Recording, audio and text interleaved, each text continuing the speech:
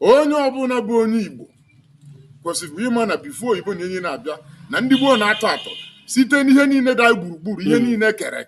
Ọ dị mma ndị be anyị nọ n'obi oke osisi a na-amaghị afa ya na Nimo Prophet. Oke osisi bụ ofu onye ekenyere ọrụ iji mkpa akwụ na mgbọrọgwụ chọpụta ụmụ ihe dịgasị iche iche na iji nyere ndị mmadụ aka mana mmụọ mana ọrụ ahụ isi ike. Maka na ekele ọrụ eke, anyị wee nụsịa na ihe niile gbasara enyemaka na Chukwu kere ndị Igbo site na mkpa akwụ na mgbọrọgwụ, ọkachasị ihe gbasara ihe mmụọ nakwa ihe ahụ isi ike. Oke osisi anyị ekenekwa gị, ka ị mere? Kedu ka ọrụ mmụọ si aga? Daalụrị nne. Ịma na oge nke ọzọ mụ na gị kpara ụbụbọ, asị m na mbịa taa mbidogodo ụzọ wee jụọ gị ụdị okpukperechi, maka na oge m na-abata ebe a ụdị okpukperechi na ka be gị si dị ka ekike ị na-ekekwa n'oge ụfọdụ na-adị ka ekike Nnamdị Kanụ na-eke. Kedu okpukperechi ị kwere n'agbanyeghị na eme ihe ọdịnala? Okpukperechi anyị kwenyere na ya dịka m kwuru na mụnwa anyị bụ ndị Juu na Judaism. Judaism simply mean ndị na-efe Chukwu na-edebe ihe o nyekwara n'iwu. That is the origin of Judaism. Ị na-ekwu ịma na oge ụfọdụ ọ bụ eziokwu na ndị Juu na ndị Igbo yituwere? Igbo bụ Jews, ofu omume. Maka na ụfọdụ ekweghị na ndị Igbo bụ Juu. Ofu omume, ofu usoro. Inene abanye na almost ihe na-eme na anyị na ndị Juu nwere one thing in common. Onye Igbo ejiro asaa egwu egwu. Ejiro ịsaa. Ya bụ ise. Ma ịsaa dị iche na ise.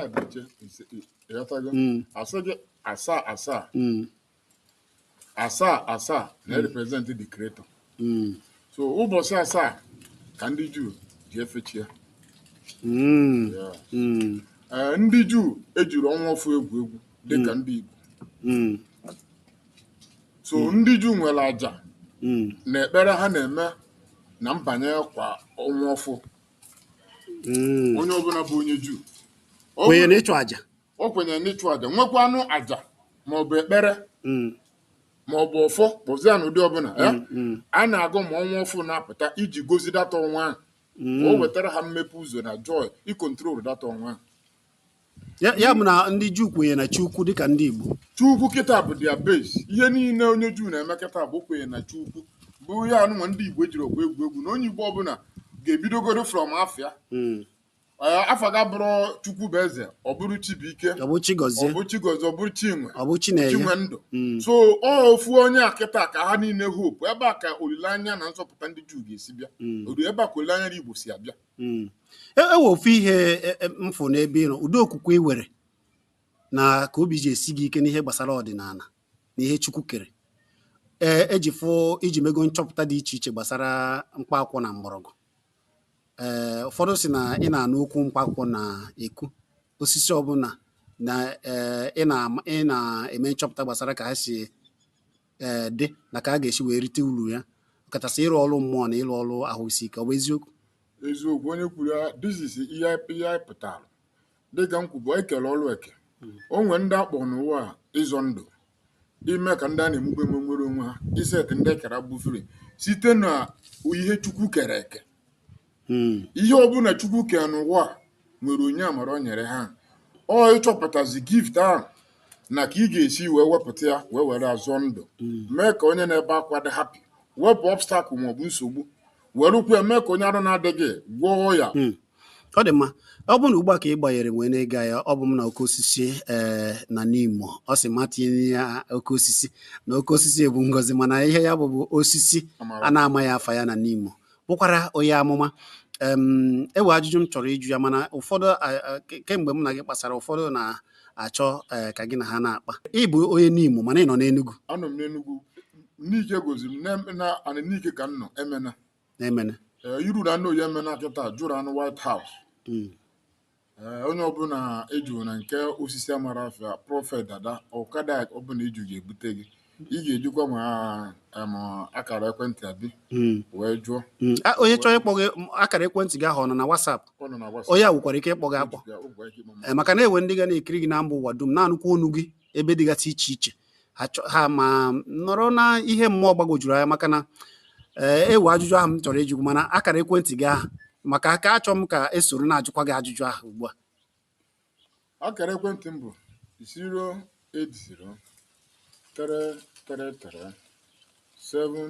08033376944 anụchaghị m ya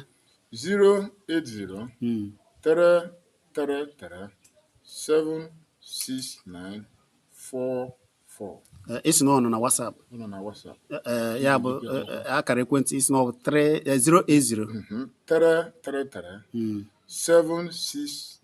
76944 ọ dị mma.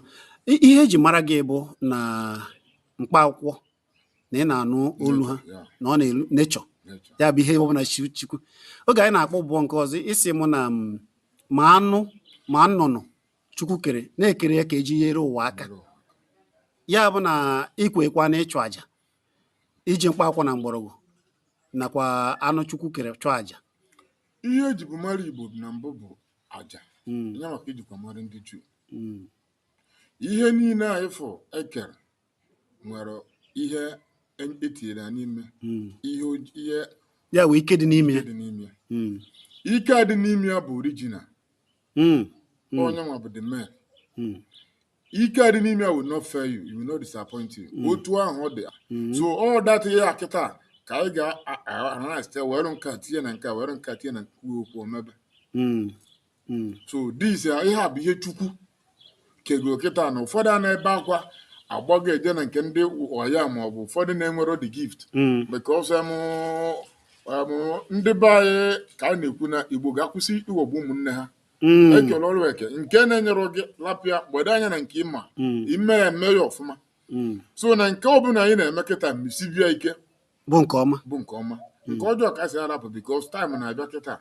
ndị niile mebiri ụwa ga-akwụ ụgwọ ọ dị mma ikwekwara na ndị mmadụ na-emegide mmadụ ibe ha site na mmụọ ị na-eje ọrụ ezinụlọ ị na-eje n'ezinụlọ alụ ọrụ mmụọ ọrụ ezinụlọ onye ikpuchi ekpocha na ịzacha na iwepụ because site n'okoko ụwa bụrụ taa ka o bido na mmadụ mbụ ekebu o nwere ndị ọ dị na ọbara ha na ọ bụ na ha mere ihe ọjọọ amanda hapi and ị na-ya kịta n'ụwa kịta dịka ihe ọjọọ na-abawanye ụba kịta onye unu egbula onye ọ ga-adị ogologo ndụ many of nsogbu anyị na-enwekwa kịta bụ ụtụdụ na ọjị na-agba ọjị onye ma mmadụ na-egbu ya so anyị nọ kịta na mbụ iwepụ mmegide na ebe ahụ ewebata kịta na amụta nwa nwa ebe ewebata na nwere ịga aga n'iru ebe ewebata na nwere ịga anụ di ebe ewebata kịta na ha ga-atagide afọ wee nwụọ ụfọdụ atụ na amụ ya amụ ụfọdụ bụ aka nkụchasị na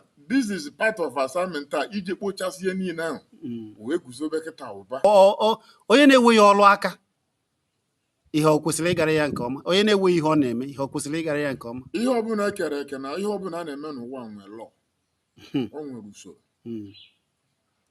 onye ọbụla nọkọta asị gị kịta na asị gị na onye na-alụ lọ ama ndị ọ bụ na ịlụ lọ ịma ndị aka aja na-ebute ọnụ mmanụ ife anyị na-alụ kịta bụ ihe a ga-eme kịta ka ewepụ aka enwe ka ewepụ ihe ọjọọ ka ihe ọma na-eme gịnị na-aga ihe anyị na-eme ewepụ aka enwe n'ofe dibịa da agwọ anị erios na ọka emerụ n'oke iwepụ ihe ọbụla bụ mmegide na ihe ọjọọ enitin ọbụla onye kere aka ọ na-prosper na inye protection nchedo mmụọ bi n'imegide ọbụ nwere egbu mmụọ ga-egbu mmụọ mmadụ n'imegide ọnwụ mere mmadụ ga-egbu mmụọ maka na igbochi ọya bụ ọka ọgwụgwọ ya this is part of ihe a pụtara iwepụ ihe ọbụla bụ ihe na-ekwesịrị ekwesị ịkagbu ihe ọbụla biznes ị na-eme ọ na-aga onye ruru oge ịnụ dị ọnụọ dị onye ruo oge ọmụmụ mụọ iwepụ aka mmụọ ma aka mmadụ ma enitin ọbụla ọ bụrụ ọsọsọ ya ka mmemme enitin ọbụla bụ negative energy ọ dị mma ndị ọcha ji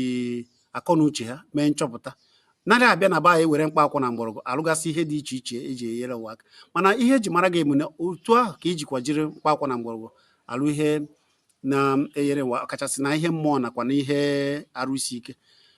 Kedu akara ekwentị? Maka na achọ m ka m na-ajụ gị ka ndị mmadụ ụfọdụ nọ na ihe dịgasị iche iche na nsogbu na be anyị ajụ ewere chọrọ ịjụ gị ajụjụ ugbu a gbasara ihe mmụọ na ihe gbasara mkpa akwụ na mgbọrọgwụ a. Kedu akara ekwentị a ga-eji wee jụ gị ajụjụ? 08033376944. Ewere oge eji afụ gị. Kedu akara ekwentị a ga-eji wee weta gị? Kedu ụbọchị eji afụ gị? Kedu ka ebe obi ebe ị nọ alụ ọrụ mmụọ dị? Akara ekwentị ị ga-eji nweta bụ 08033376944. Obi ezumezu anyị ebe ọ dị na-emena irute n'oyi emena ọkada ọbụla ịgwa maọbụ onye ọbụla ịjụ ya buga gị na White House na nke Prọfet Adausi Amarafia a ga-ebute gị ebe Ndosi a na-amara afọ ya na n'Imo. Ị sị na akara ekwentị gị a dịkwa na WhatsApp. ọ dị na WhatsApp. Gịnị bụ akara ekwentị a? 08033376944. Oke osisi ga-ejiwa maka na enwe ndị iweta ihe a ịma na ikuku wee ka o si egbu ihe ọsịsọ ọsịsọ.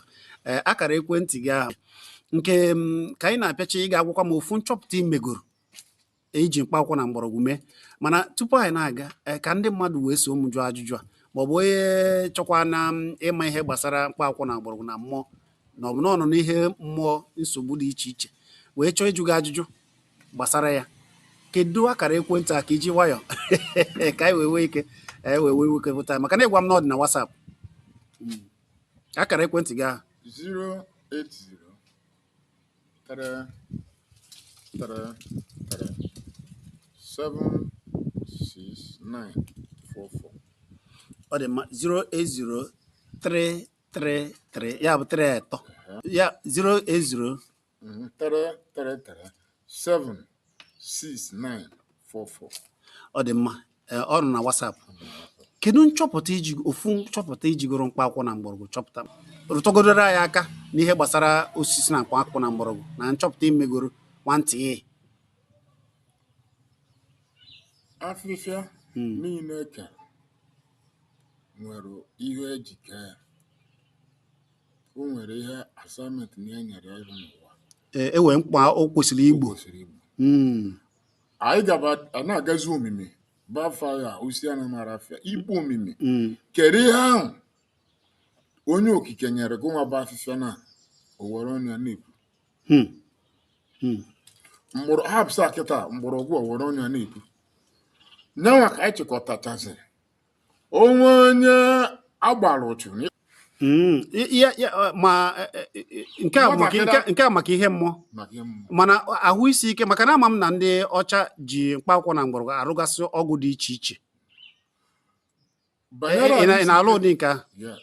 banyere arụsi ike na m ga-ebidogoro n'ofu ebe na like ihe dịka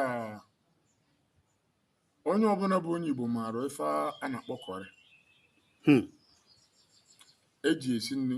Ndị gboo kịta bụ mgbe ogologo ndụ dị mgbe a na-ebi atọ bụ na onye ọbụla bi na bịa ije n'akụkụ bịa ị ga-afụcha ụmụ afịfịa ndị a bifo a na-eme ihe ọbụla esi efesanye ya.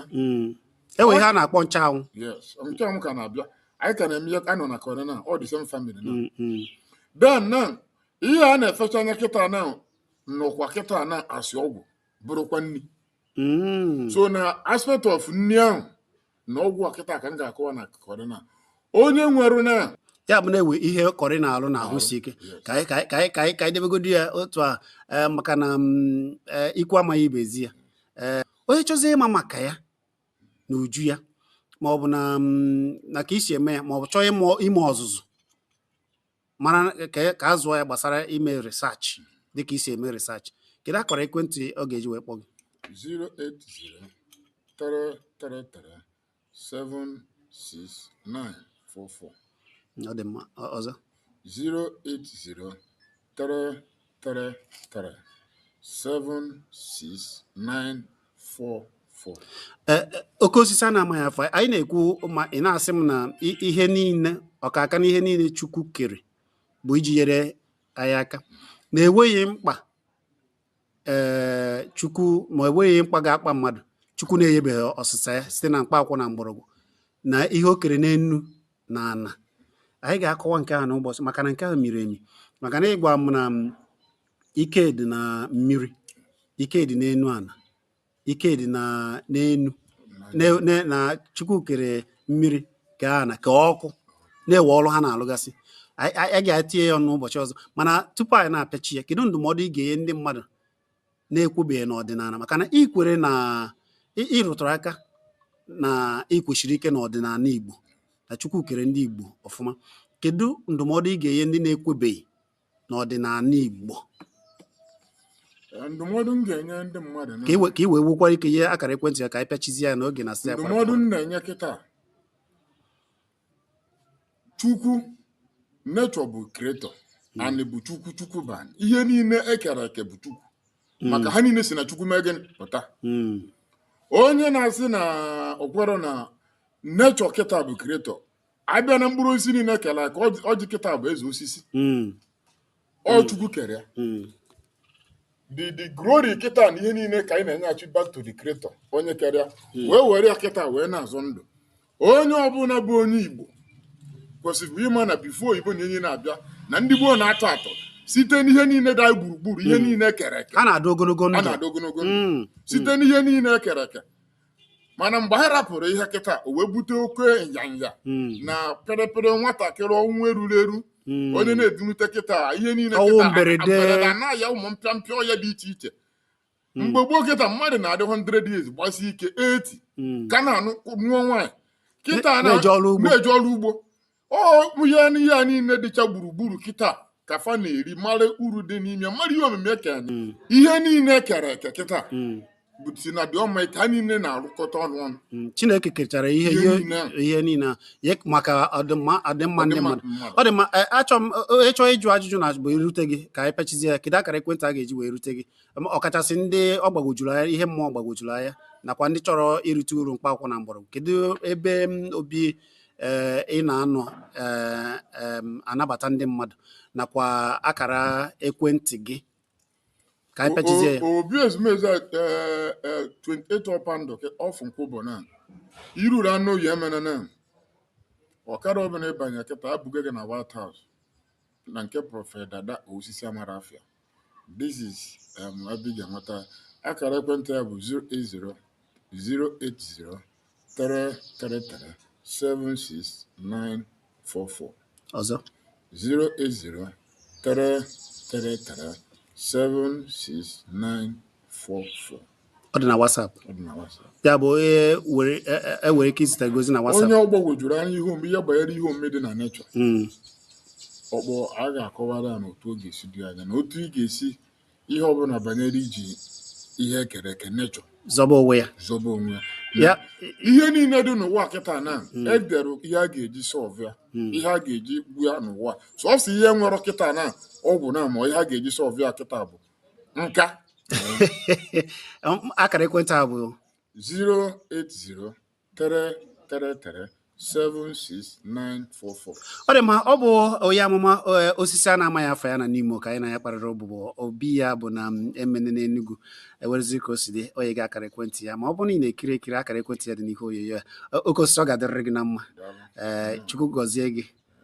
Ka esi ekene na okpukperechi unu? Shalom. Udo dịrị ndị Igbo niile, dịrị ndị ụwa maka na ihe ọma ka anyị na-achọ. Shalom.